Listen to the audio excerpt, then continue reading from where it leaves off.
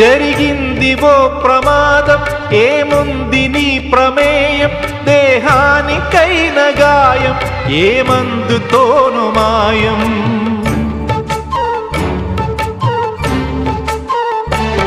విలువైన నిండు ప్రాణం మిగిలుండటం ప్రధానం, అది నిలిచినంత కాలం సాగాలి నీ ప్రయాణం.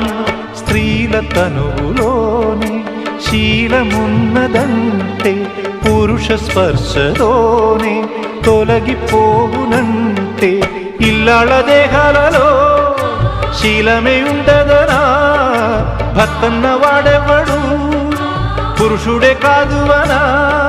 శీలం అంటే గుణం అనే అర్థం.